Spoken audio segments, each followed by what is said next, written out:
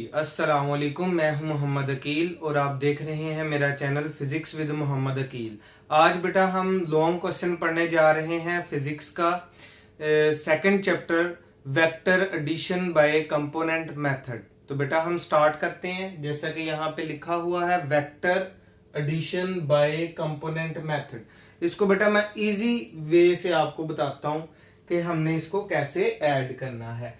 तो for example हम यहाँ पे कहते हैं हमारे पास दो वेक्टर्स हैं, ये हम कंसिडर कर लेते हैं कि suppose we have two vectors. एक को मैंने कह देना है वेक्टर ए और एक को मैंने कह देना है वेक्टर बी। उसके लिए मैंने ड्रा की है फिगर।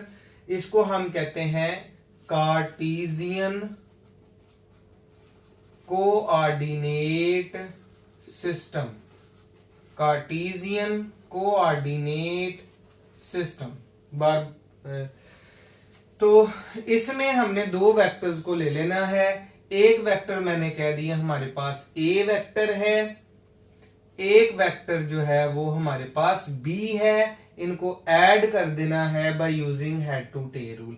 यहां पर हम असल में हमने जो फाइंड करना है, फाइंड हमने बेटा ये करना है वेक्टर्स को उसके कंपोनेंट के जरिए कैसे ऐड कर सकते हैं। कि पहले हम उसके कंपोनेंट्स निकालेंगे। कंपोनेंट्स मैंने आपको बेटा लास्ट लेक्चर में, मेरी पिछली वीडियो में मैंने आपको बताया था कि कंपोनेंट्स होते हैं effective values of a vector in a given direction.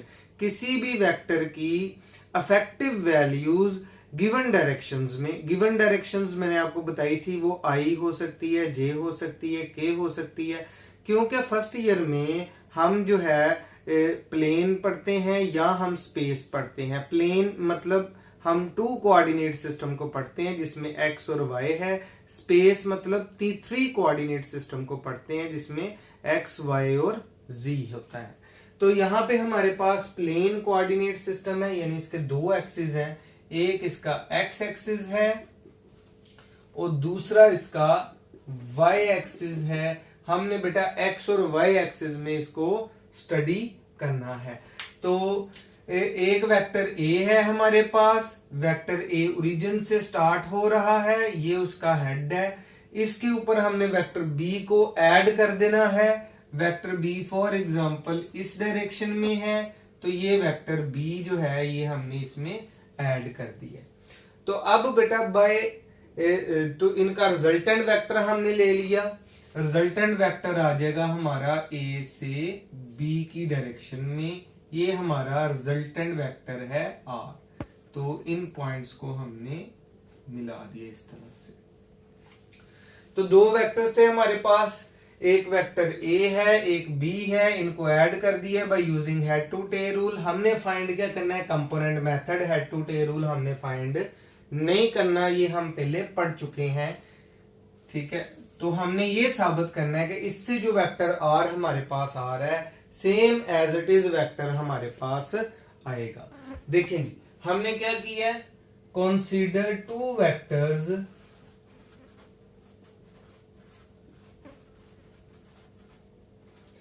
Vector A and vector B, add them by using head to tail rule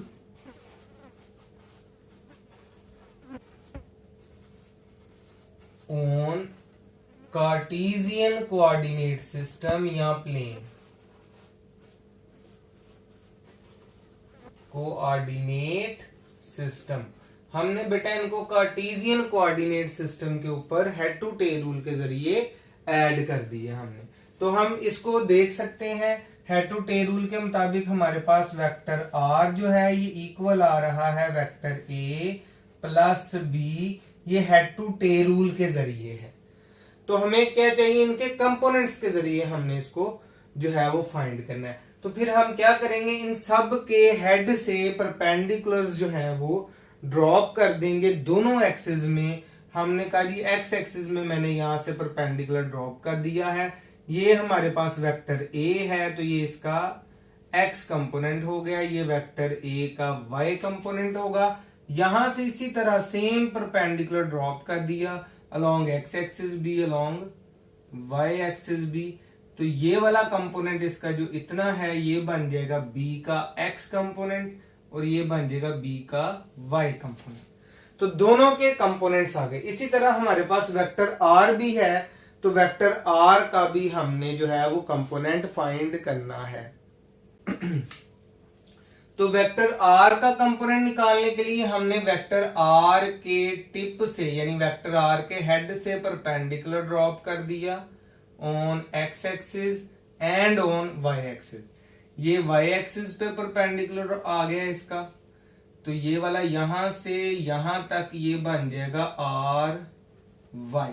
इसी तरह ये x एक्सिस पे ड्रॉप किया था, तो ये इसका कंपोनेंट आ जाएगा हमारे पास r का x कंपोनेंट। कार्टेशियन प्लेन पे दो ही कंपोनेंट आते हैं हमारे पास, एक rx और एक ry। तो ये बेटा डायग्राम हमने बना लेनी है, इसे अब हम हल कर देंगे, आंसर आ जाएगा। बहुत ही आसान है, बहुत ही स्मॉल है, ये कोई लेंथी क्वेश्चन नहीं है, ना ही ये ज्यादा मुश्किल है। ठीक है जी, तो देखिए बेटा इसे हम करते हैं हल। यानी सबसे पहला हमने काम क्या करना है, drop perpendiculars from tip of या head of tip of all vectors along x axis and along y axis। x और y axis के ऊपर हमने परपेंडिकुलर्स जो हैं वो ड्रॉप कर देने हैं, x एक्सिस पे भी और y एक्सिस पे भी। तो हमारे पास क्या आएगा, हमारे पास आ जाएगा we get वेक्टर r जिसके दो कंपोनेंट्स आ जाएंगे r x i r y j। r vector जो है ये हमारे पास आ जाएगा r x i r y j। r x ये वाला है, इसकी x एक्सिस की डायरेक्शन i होती है, y एक्सिस में जो डायरेक्शन है वो j है, z एक्सिस की जो डायरेक्शन है वो k है, यानी ये यूनिट वेक्टर्स हैं इनके। तो ये हमारे पास r आ गया जी, r x i r y j। a vector आ गया हमारे पास a x i a y j। ये हम देख सकते हैं a वेक्टर जो है ये इक्वल आ जाएगा a x जमा a y। a x along x axis है, a y along y axis है। इसी तरह सिमिलरली वेक्टर b जो है ये हमारे पास आ जाएगा b x i b y j। तो ये तीन इक्वेशंस हमारे पास आ जानी है। एक यानी आप ये कह लेंगे तीनों वेक्टर्स के x कंपोनेंट भी आ जाएंगे, तीनों वेक्टर्स के y कंपोनेंट भी हमारे पास आ जाएंगे। अच्छा जी, इसके बाद हमने क्या करना है, इसके बाद हमने बेटा डायग्राम से देखना है जितनी वैल्यू bx की यहां से यहां तक है उतनी ही वैल्यू डायग्राम में फिगर में जितनी वैल्यू ये है उतनी वैल्यू ये है, तो हम इसको bx कह सकते हैं। सिमिलरली जितना ay यहां से यहां तक, ये जितनी ay यहां पर है उतनी ही वैल्यू ये है, तो हम इसको ay कह सकते हैं। तो हम यहां पे बेटा कहेंगे फ्रॉम फिगर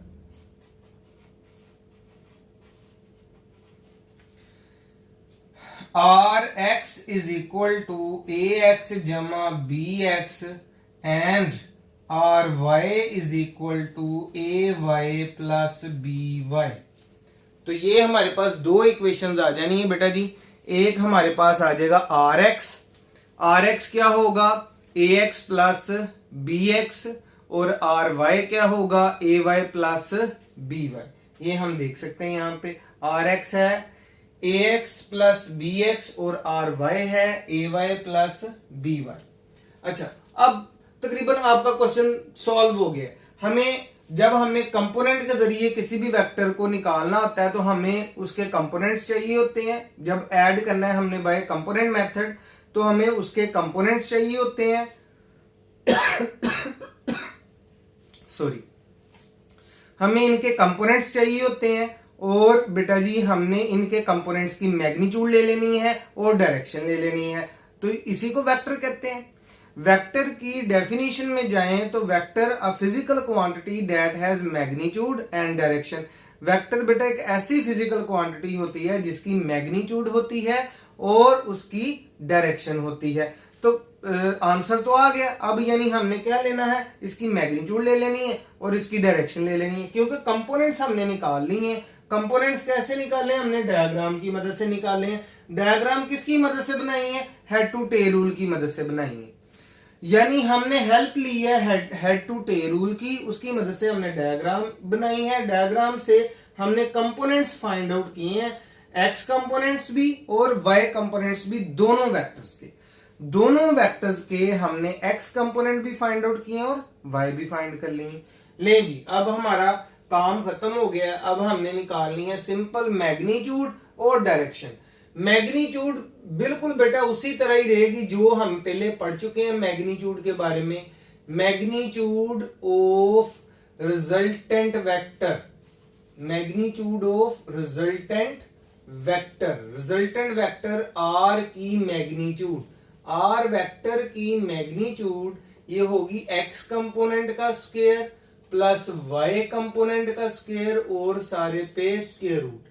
फिगर से हम देख सकते हैं बेटा कि एक्स कंपोनेंट कौन सा है और वाई कंपोनेंट कौन सा है। एक्स कंपोनेंट बराबर है ए एक्स जमा बी एक्स के, वाई कंपोनेंट बराबर है ए वाई प्लस बी वाई के। ये बस यहां पे इंसर्ट कर दें।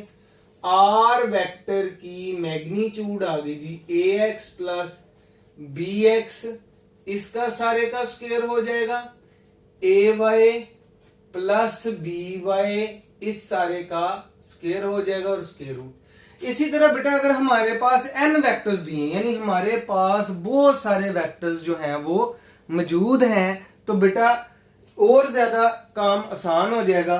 तो हमने सारे x कंपोनेंट को जमा करें, उसका स्क्वायर ले लें, सारे y कंपोनेंट्स को जमा करें, उसका स्क्वायर ले लें, सारे पे स्क्वायर रूट ले लें, मैग्नीट्यूड आ गई। तो यानी अगर बहुत सारे वेक्टर्स हैं, यहां पे मैं लिख देता हूं फॉर n वेक्टर्स। अगर हमारे पास बहुत सारे वेक्टर्स मौजूद हैं जी, कहते हैं उनको जमा करें। हेड टू टेल रूल से बहुत सारे वेक्टर्स को जमा करने बैठ जाएं तो हम तो मतलब ड्रा ही करते रहेंगे सबसे पहले। तो फॉर n वेक्टर्स तो सिंपल आर वेक्टर की मैग्नीट्यूड हो जाएगी ए एक्स जमा बी एक्स जमा सी एक्स प्लस 1 2 3, 3 डॉट लगा लें तो ये होगा सो ऑन आगे तक, plus A Y plus B Y plus C Y plus so on.